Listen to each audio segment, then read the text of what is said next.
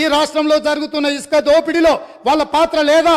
లక్షలాది వేలాది లారీలలో ఇసుక దోపిడీకి పాల్పడుతుంటే నేరెళ్లలో, సొంత నియోజకవర్గంలో నేరెళ్లలో ఇసుక దోపిడీకి పాల్పడుతుంటే ఇసుక లారీలు దళితుల మీద ఎక్కించి తొక్కి చంపుతుంటే ఆ దళితులు నిరసన తెలిపినందుకు ఇసుక దోపిడీలో నేరెళ్లలో నిరసన తెలిపిన దళితులను పోలీసులను పెట్టి నిర్బంధించి పోలీస్ స్టేషన్లో పెట్టి కరెంటు షాకులు పెట్టి సంసారానికి పనికి రాకుండా హింసించినందుకు ఇసుక దోపిడీకి పాల్పడి ఇసుక లారీలతో దళితులను తొక్కిచ్చి చంపించినందుకు ప్రశ్నించిన దళితులను పోలీస్ స్టేషన్లో పెట్టి పోలీస్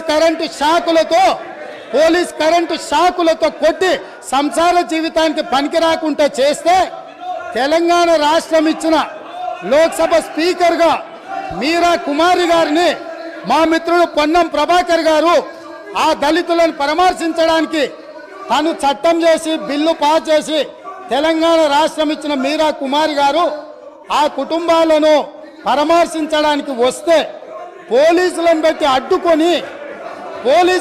అడ్డుకొని వారిని అవమానించినందుకు సిగ్గుతో తల వంచుకోవాల్సిందే.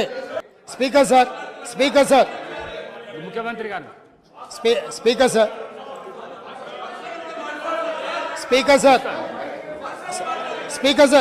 సార్ మీరు అనుమతిస్తే వాళ్ళకు మైక్ ఇస్తే నాకేం అభ్యంతరం లేదు. మీరు అనుమతించి ప్రజాస్వామ్యంలో వాళ్ళు ఏం చెప్పదలుచుకున్నో చెప్పుకునే అవకాశం ఒకవేళ మీరు ఇవ్వదలుచుకుంటే నాకేం అభ్యంతరం లేదు అధ్యక్ష.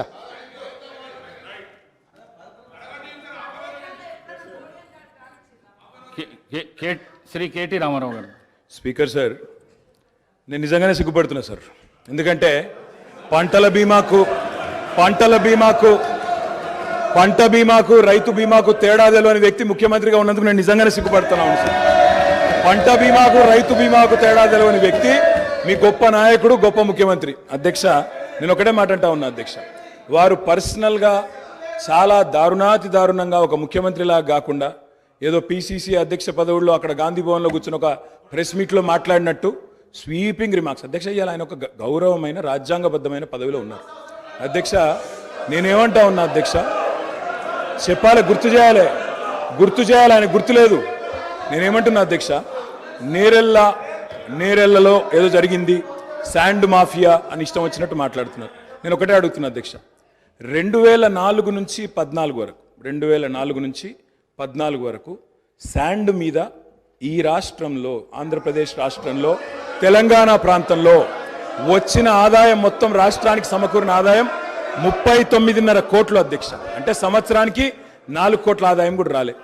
అదే 2014 నుంచి 2023 వరకు అధ్యక్ష ఈ రాష్ట్రానికి శాండ్ మీద వచ్చిన ఆదాయం 5,000 కోట్ల పైచిలకు అధ్యక్ష. 4 కోట్లు కూడా ఆదాయం లేని నాడు శాండ్ మాఫియా ఎవరు సార్? కాంగ్రెస్ పార్టీదా? కాంగ్రెస్ పార్టీల జేబులు, నాయకుల జేబులు నిండినాయా? ఎవరి జేబులు నిండినాయండి? ఆనాడు శాండ్ ఆదాయం ఎక్కడ పోయింది అధ్యక్ష? ఇంకోటి, నేరెళ్లలో ఎవరో తొక్కిచ్చారు, ఎక్కిచ్చారు అధ్యక్ష. ఇదే పాత చింతకాయ పచ్చడి లాంటి మాటలు స్వయంగా ఈ రోజు కాదు అధ్యక్ష, వాళ్ళు ప్రతిపక్షంలో ఉన్నప్పుడు కూడా చెప్పినారు. ఇది 2018కి ముందు చెప్పినరు, తర్వాత చెప్పినరు. ఆయన చెప్పిన నేరెళ్లలో కూడా మా పార్టీకి అభ్యర్థిగా నాకే మెజారిటీ ఇచ్చి ప్రజలు మళ్ళొక్కసారి బ్రహ్మాండంగా గెలిపించి వాపసు పంపినారు అధ్యక్ష. స్వీపింగ్ రిమార్క్స్, నోటికి ఎంత వస్తే అంత మాట్లాడడం. నేను ఒకటే మాట అంటున్నా అధ్యక్ష, ఇవాళ అధికారం వాళ్ళ చేతుల్లో ఉంది. ఏ విచారణ చేసుకుంటారో చేసుకోమనండి, మాకు అభ్యంతరం లేదు. కానీ ఇష్టం వచ్చినట్టు స్వీపింగ్ జనరలైజేషన్లు చేసుకోవడం, నోటికొచ్చినట్టు మాట్లాడడం, ఇది ఒక ముఖ్యమంత్రి పదవి స్థాయిలో ఉండే వ్యక్తికి తగదు. పంట బీమాకు రైతు బీమాకు తేడా తెలియని వ్యక్తి అక్కడ కూర్చోవడం నిజంగా ఈ రాష్ట్ర ప్రజలు సిగ్గుతో తలదించుకుంటున్నారు.